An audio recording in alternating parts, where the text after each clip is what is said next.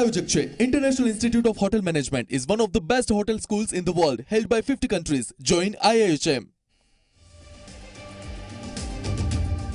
અમદાવાદમાં પ્રધાનમંત્રી મોદીએ આતંકીઓને આપી આકરી ચેતવણી, કહ્યું પાતાળમાં હશે તેને પણ નહીં છોડું, ચુન ચુન કર હિસાબ લેના મેરી ફિતરત.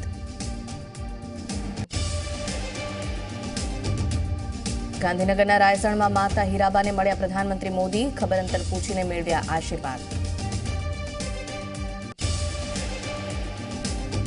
અમદાવાદમાં પ્રધાનમંત્રીએ રાજ્યની પ્રથમ મેટ્રો ટ્રેનને આપી લીલી ઝંડી, મેટ્રોના દર કરાયા જાહેર, 2.5 થી 7.5 કિલોમીટર માટે ₹5 તો મહત્તમ ₹25 દર. પ્રધાનમંત્રીએ વન નેશન વન કાર્ડ કર્યું લોન્ચ, એક જ કાર્ડથી મેટ્રો સહિતની સેવાઓનો લઈ શકાશે લાભ. પ્રારંભિક તબક્કે ફક્ત મેટ્રોમાં ચાલશે કાર્ડ. અડાલજમાં આજે સવારે 10 કલાકે શૈક્ષણિક સંકુલનું ભૂમિપૂજન કરશે પીએમ મોદી. 11:30 કલાકે વસ્ત્રાલ ખાતે શ્રમ યોગી માનધન યોજનાનો કરાવશે પ્રારંભ. 12 માર્ચે અમદાવાદમાં કોંગ્રેસની વર્કિંગ કમિટીની બેઠક યોજાય તેવી શક્યતા. ગુજરાત કોંગ્રેસે હાઈકમાન્ડ સમક્ષ મૂક્યો છે પ્રસ્તાવ.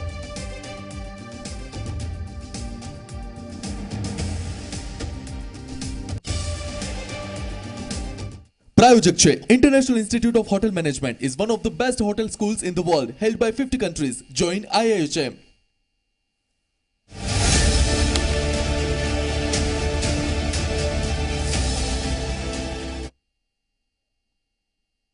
નમસ્કાર, સમાચારો સાથે હું છું નુપુર. મહત્વના સમાચારની વાત કરીએ. પ્રધાનમંત્રી નરેન્દ્ર મોદી, જેમણે ફરી એકવાર વિપક્ષ પર પ્રહાર કર્યા હતા. સેનાની કાર્યવાહી પર સવાલ ઉઠાવનાર પર પ્રધાનમંત્રી મોદીએ આકરા પ્રહાર કર્યા. તેમણે વધુમાં જણાવ્યું કે ચુન ચુન કર હિસાબ લેના મેરી ફિતરત હૈ.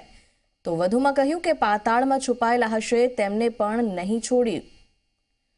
તો મહત્વનું છે, આતંકવાદ પર પ્રધાનમંત્રીએ વાત કરતા કહ્યું કે કોઈ પણ આતંકવાદી ચાહે પાતાળમાં જ કેમ ના છુપાયેલો હોય તેને છોડવામાં નહીં આવે. और देश का दुर्भाग्य देखिए, कुछ लोगों को तो पता नहीं क्या हो गया है. आज पाकिस्तान के अखबार की हेडलाइन देख लीजिए.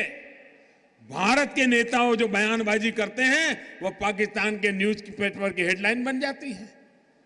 ऐसे नेता ऐसी बातें करते हो जो पाकिस्तान के टीवी पर दिखा रहा है, पाकिस्तान की पार्लियामेंट में चर्चा हो रही है. क्या ये देश हित का काम है? क्या आप ऐसी बात बोलोगे जिसे पाकिस्तान तालियां बजाए? अरे देश की जैन सेना ने पराक्रम किया है, देश की सेना ने हिम्मत दिखाई है. और मैं दोस्तों इंतजार लंबा नहीं कर सकता.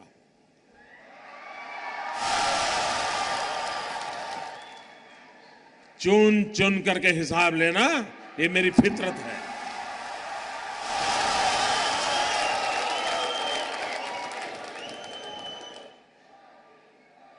कब तक निर्दोष लोगों को मार दे देंगे?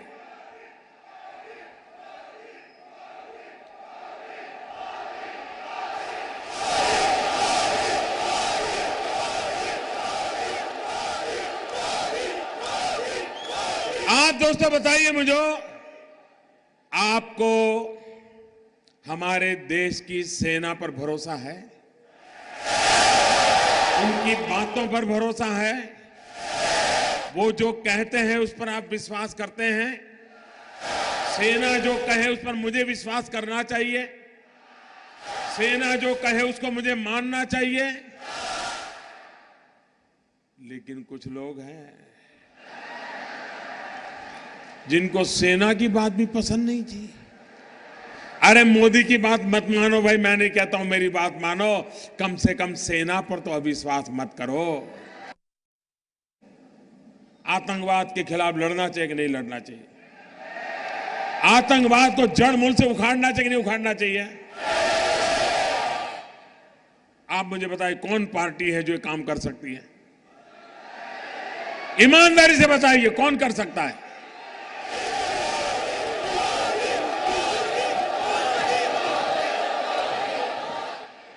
हम एक तरफ गलत करने वालों को सजा दे रहे हैं, तो वहीं ईमानदारी से काम करने वालों का सम्मान भी कर रहे हैं। और भाइयों बहनों, मैं आज अहमदाबाद की धरती पर आया हूं और सिविल अस्पताल में आया हूं, तो वो दृश्य मैं भूल नहीं सकता हूं। और इसलिए मैं आपको कहना चाहूंगा, 7वें पाताल में होंगे उनको भी मैं छोड़ने वाला नहीं हूं। અને હવે વાત કરીએ મોદીના મિશન ગુજરાત વિશે।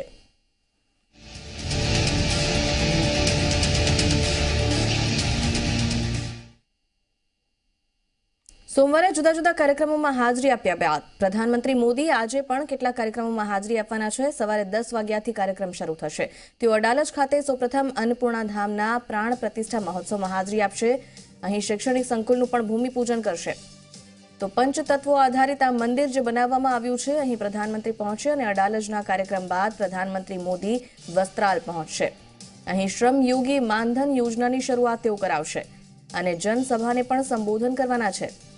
તો ત્યાંથી અમદાવાદ એરપોર્ટ જશે અને અમદાવાદથી રવાના થઈ જશે। તો આજનો આ કાર્યક્રમ રહેશે પ્રધાનમંત્રીનો। 2 દિવસ માટે તેઓ ગુજરાત આવ્યા છે। ગઈકાલથી ગુજરાતના પ્રવાસે છે। વિવિધ કાર્યક્રમો, વિકાસ કાર્યોનું લોકાર્પણ તેમણે કર્યું અને આજે પણ આ કાર્યક્રમ।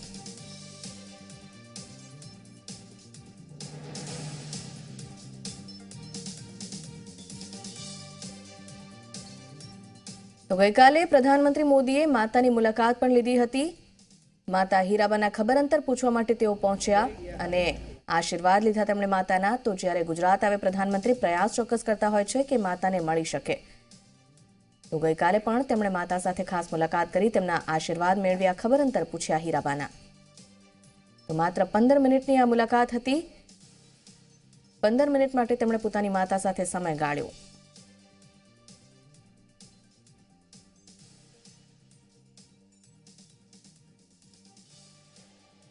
તો વ્યસ્તતા વચ્ચે પણ પ્રધાનમંત્રી માતાને મળ્યા અને આ તરફ ધોળેશ્વર મહાદેવ મંદિરમાં દર્શન પણ કર્યા। શિવ પૂજા કરી હતી પ્રધાનમંત્રીએ અને પૂજારીએ શાલ ઉઢાડીને પ્રધાનમંત્રીનું અહીં સ્વાગત કર્યું।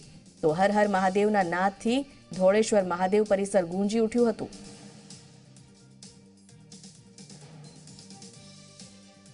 તો ગઈકાલે મહાશિવરાત્રીનો પર્વ અને આ દરમિયાન ધોળેશ્વર મહાદેવના દર્શનાર્થે જઈ પહોંચ્યા પ્રધાનમંત્રી, જ્યાં પૂજારીએ શાલ ઉઢાડી તેમનું સ્વાગત કર્યું અને તેમણે પૂજા અર્ચના કરી શિવ આરાધનાનો લાહવો લીધો પ્રધાનમંત્રીએ।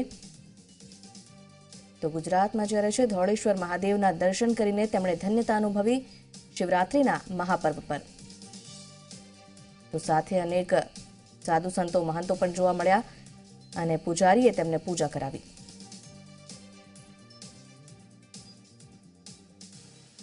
જોઈને એકદમ ખુશ થયા કે ઘણો વિકાસ થયો છે।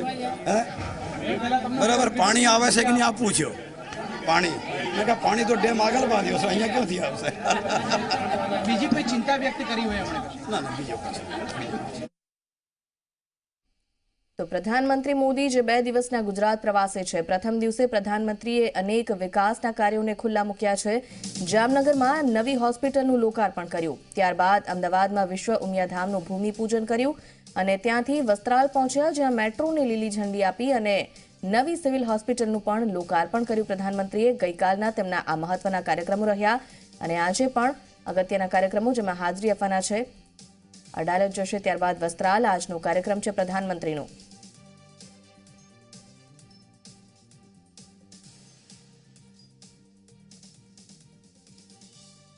તો ડિસેલેશન પ્લાન્ટનું પણ ઉદ્ઘાટન કરાવ્યું તેમણે।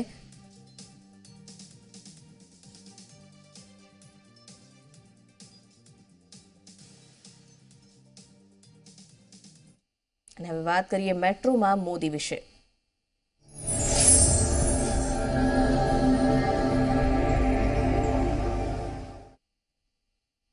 અમદાવાદમાં મેટ્રોના દોડવાની શરૂઆત થઈ ચૂકી છે। પ્રધાનમંત્રી નરેન્દ્ર મોદીએ ફેઝ 1 અંતર્ગત 6.5 કિલોમીટરના રૂટ પર મેટ્રોની શરૂઆત કરાવી છે।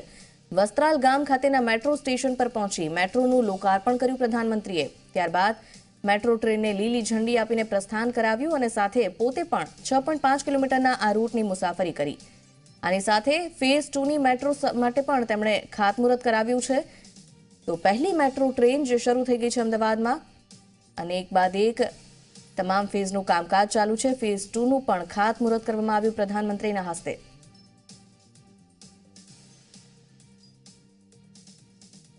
તો વસ્ત્રાલથી એપરલ પાર્કના રૂટ સુધીની જે પહેલી મેટ્રો ટ્રેન છે, 6.5 કિલોમીટરનો આ રૂટ છે, તે હવે લોકો માટે ખુલ્લો મૂકવામાં આવ્યો છે.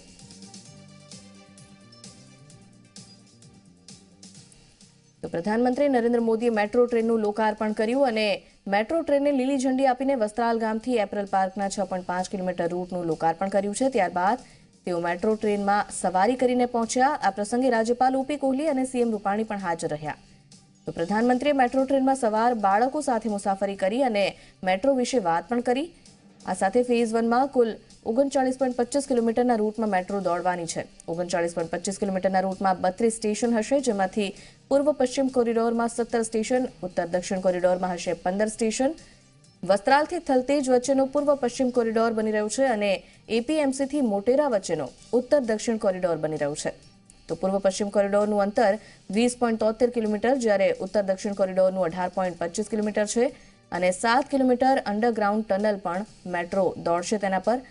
અંડરગ્રાઉન્ડ ટનલમાં 4 સ્ટેશન હશે. 175 કરોડના ખર્ચે પ્લેટફોર્મ, સ્ક્રીન, ડોર સિસ્ટમ અહીં વિકસાવવામાં આવી છે અને મેટ્રોનો દરવાજો સેન્સરથી ખુલશે.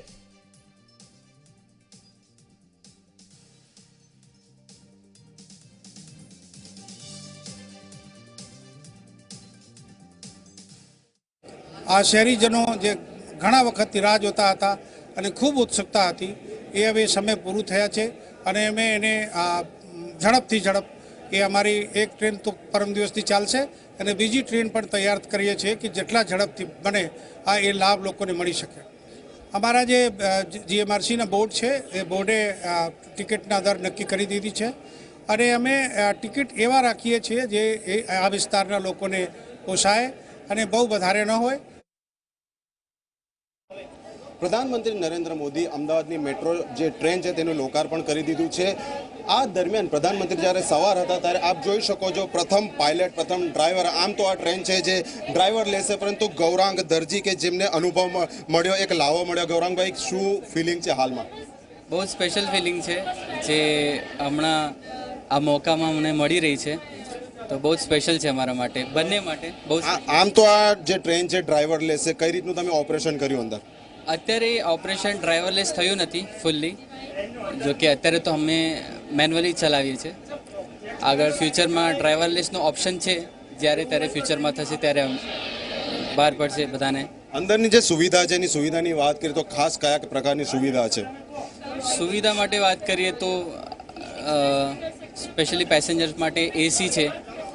અગર ઇમરજન્સી સિચ્યુએશનમાં અગર કંઈ પાયલોટ સાથે વાત કરવી છે તો એના માટે પેસેન્જર અલાર્મ છે, જે ડાયરેક્ટલી પાયલટ સાથે વાત કરી શકે છે. અન્ય જે ટ્રેનની વિશેષતાની વાત કરીએ, ખાસ કરીને 3 કોચની ટ્રેન છે, આખું હેન્ડલિંગ કઈ રીતે થશે? બંને તરફથી થશે, બંને તરફથી કેબિન એક્ટિવેટ થઈ શકે છે, બંને તરફથી ચલાવી શકે એવી સુવિધા છે. તો આપ જોઈ શકો છો સાથે જ અન્ય એક ફિમેલ ऑपरेटर तरीके सुरभि કરીને પણ હતા. આપણે તેમની સાથે વાત કરીશું. किस तरह का एक्सपीरियंस रहा आपका फर्स्ट टाइम जबकि पीएम आपके ट्रेन में थे? ये बहुत ही अच्छा एक्सपीरियंस था. बहुत ही खुशी की बात है कि पीएम मोदी के साथ को राइड करवा रहे हैं, मतलब हमारी ट्रेन में सवार है और हम उनको अपना ट्रायल रन का जो फर्स्ट फेज़ है वो पूरा कर रहे थे. एंड रियली इट्स लगता है आपके पास वर्ड नहीं है, एक्साइटेड इतना ज़्यादा है. केबिन की बात करें तो केबिन में किस तरह की जो फैसिलिटीज़ है, टेक्नोलॉजी, उसका इस्तेमाल हुआ है?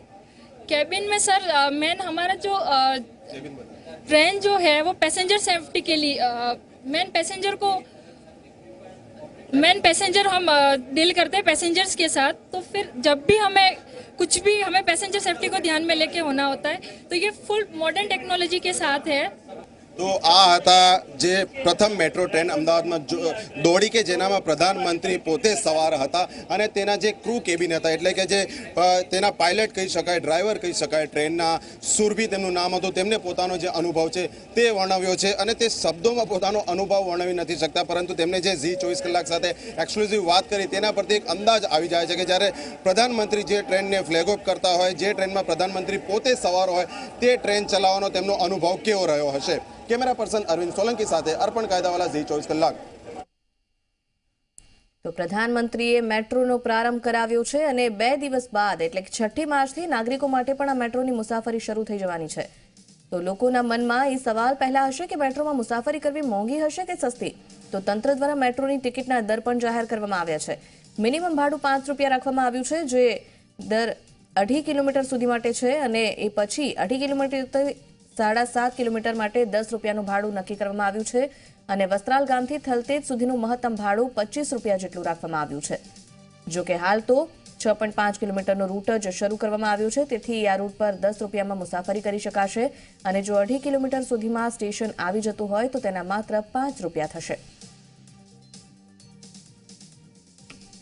આ શહેરીજનો જે ઘણા વખતથી રાહ જોતા હતા અને ખૂબ ઉત્સુકતા હતી, એ હવે સમય પૂરું થયા છે અને અમે એને ઝડપથી ઝડપ એ અમારી એક ટ્રેન તો પરમ દિવસથી ચાલશે અને બીજી ટ્રેન પણ તૈયાર કરીએ છીએ કે જેટલા ઝડપથી બને એ લાભ લોકોને મળી શકે.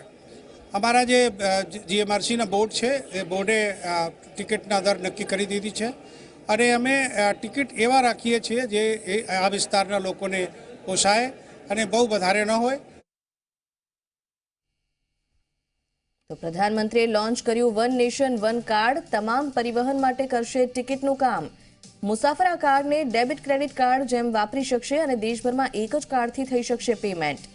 તો મેટ્રો સહિતની પરિવહન સેવાઓનો લાભ આ એક જ કાર્ડથી લઈ શકાશે. દરેક રાષ્ટ્રીયકૃત બેંક આપશે આ કાર્ડ અને આ સુવિધા એએફસીસી તરીકે પણ ઓળખાશે.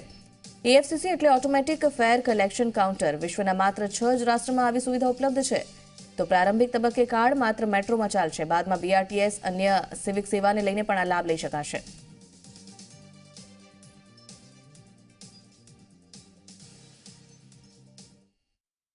साथियों, तमाम प्रयासों के बाद अब देश में, और आपको खुशी होनी चाहिए, अब देश में one nation one card, one nation one card का सपना अब साकार हो गया है. कॉमन मोबिलिटी कार्ड से आप पैसे भी निकाल पाएंगे, शॉपिंग भी कर पाएंगे और देश भर में, सिर्फ अहमदाबाद नहीं, देश भर में किसी भी मेट्रो या ट्रांसपोर्ट के अन्य साधन में भी आपका वही रुपए कार्ड काम में आएगा. अगर मैं और आसान शब्दों में समझाऊं, तब आपके रुपए डेबिट कार्ड और मोबिलिटी कार्ड को मिलाकर एक किया जा रहा है. साथियों, इस व्यवस्था के साथ ही अब विदेशी तकनीक पर भारत की निर्भरता खत्म हो गई है. આ તરફ ગુજરાત કોંગ્રેસ એઆઈસીસીની વર્કિંગ કમિટીની બેઠક મળવાની છે, ત્યારે તત્પર છે ગુજરાતમાં વર્કિંગ કમિટી યોજાય તે માટેના કાર્યકર્તાઓ અને કોંગ્રેસે પ્રસ્તાવ મૂક્યો છે 12 માર્ચે અમદાવાદમાં વર્કિંગ કમિટીની આ બેઠક મળવા જઈ રહી છે. તો શક્યતા છે કે 12મી માર્ચે આ બેઠક મળી શકે છે. તો કોંગ્રેસ હાઈકમાન્ડની લીલી ઝંડીની હાલ તો રાહ જોવાઈ રહી છે. અહીંથી પ્રસ્તાવ મોકલી દેવામાં આવ્યો છે.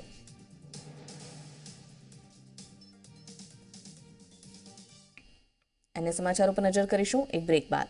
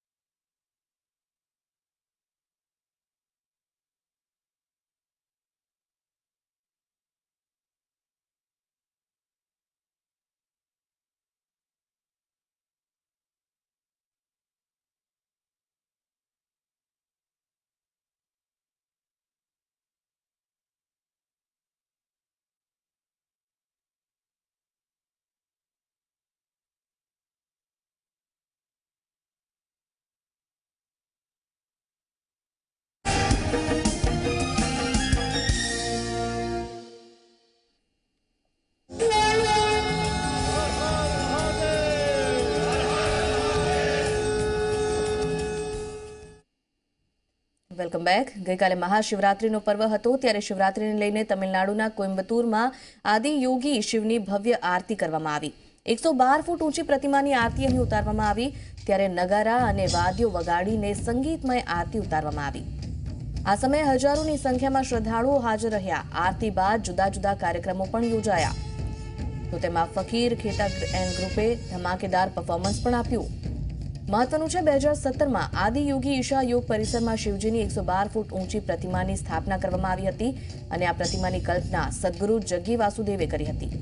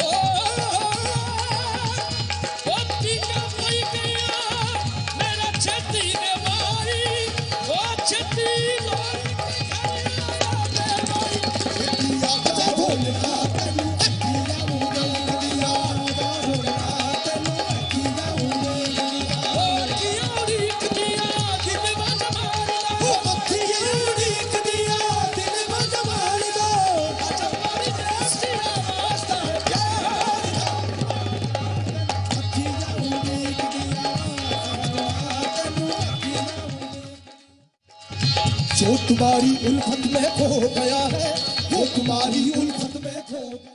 તો દેશભરમાં શિવરાત્રીની ધૂમ જોવા મળી. સૌરાષ્ટ્રના પ્રથમ જ્યોતિર્લિંગ સોમનાથ મહાદેવના મંદિરે પણ રાત 4 પ્રહરની પૂજાનું આયોજન કરાયું હતું. મંદિરની રંગબેરંગી રોશનીથી અહીં જે સજાવટ છે તે પણ આહલાદક લાગી રહી હતી.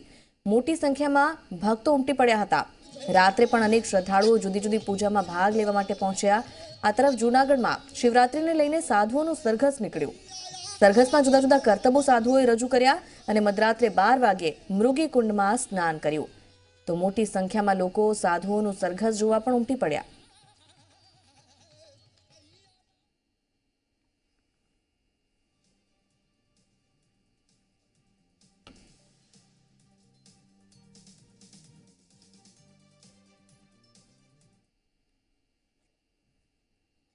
તો જૂનાગઢમાં શાહી સ્નાન થયું. અનેક સાધુઓએ મૃગીકુંડમાં ડૂબકી લગાવી અને શિવરાત્રીના પર્વે ધન્યતાની અનુભવ કર્યો.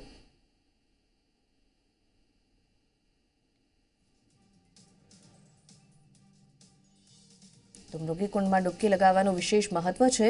ખાસ કરીને શિવરાત્રીના પર્વે રાત્રે 12 વાગ્યે અનેક સાધુ સંતો જે અહીં ડૂબકી લગાવવા ખાસ આવતા હોય છે અને મૃગીકુંડમાં ડૂબકી લગાવી આ તમામે શિવરાત્રીના પર્વે મોટી સંખ્યામાં શ્રદ્ધાળુઓ ઉમટતા હોય છે. જે રીતે પૂજા અર્ચના કરવામાં આવી. રાત્રિના 4 પ્રહરની પણ વિશેષ પૂજા હોય છે શિવરાત્રીના પર્વની. આ 4 પ્રહરની પૂજાઓમાં શ્રદ્ધાળુઓ મોટી સંખ્યામાં ઉમટ્યા અને મૃગીકુંડમાં ડૂબકી લગાવી. તો સોમનાથમાં આ તરફ આરતી કરવામાં આવી. ભવ્યાતિ ભવ્ય આ આરતી હોય છે. મહાશિવરાત્રીની પૂજા, આ આરતીનો લાહવો લેવાનું શ્રદ્ધાળુઓ ક્યારેય ચૂકતા નથી.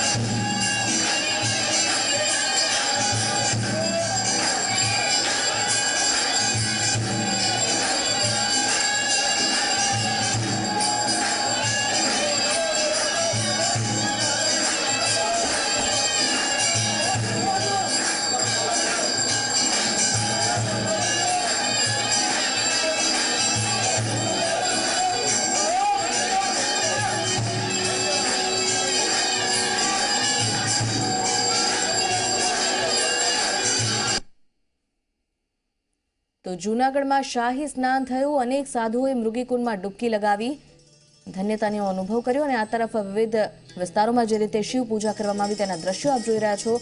અલગ અલગ શહેરોમાં જે પ્રખ્યાત શિવાલયો આવેલા છે ત્યાં ભક્તોએ વહેલી સવારથી જ કતારો લગાવી હતી. સોમનાથમાં એક તરફ પાલખી યાત્રા નીકળી હતી તો આ તરફ દ્વારકા, અમદાવાદ, સુરત, વડોદરાના શિવાલયો પણ હર હર ભોલેના નાદથી ગુંજી ઉઠ્યા હતા. લોકોએ ભાંગનો પ્રસાદ પણ આરોગ્યો અને આ સાથે શિવની આરાધના કરી શિવજીને દુગ્ધાભિષેક કર્યો, જળાભિષેક કર્યો અને આ સાથે બિલીપત્ર પણ અર્પણ કર્યા. તો શિવજીની પૂજા અર્ચના વાજતે ગાજતે કરવામાં આવી. મહાશિવરાત્રીનો પર્વ શ્રદ્ધાળુઓએ ખૂબ જ આનંદપૂર્વક, ઉત્સાહપૂર્વક ઉજવ્યો અને ખાસ કરીને ફળાહાર કરવાનું પણ વિશેષ મહત્વ હોય છે ત્યારે ઉપવાસ પણ લોકોએ કર્યો હતો. અને આ સાથે શિવાલયોમાં જેવા દ્રશ્યો જોવા મળ્યા તે આપ નજારો જોઈ રહ્યા છો કે ભક્તોથી કઈ રીતે ઉભરાઈ રહ્યા હતા શિવાલયો. વહેલી સવારથી જ અહીં કતારમાં ઉભા હતા શિવભક્તો. તો પ્રથમ જ્યોતિર્લિંગ એવા સોમનાથ ખાતે તો વિશેષ આયોજન કરવામાં આવ્યું હતું જેનો લાભ લેવા માટે મોટી સંખ્યામાં શ્રદ્ધાળુઓ આ કતારમાં ઉભેલા જોવા મળ્યા અને સુરક્ષાનો પણ એટલો જ ચાંપતો બંદોબસ્ત જોવા મળ્યો.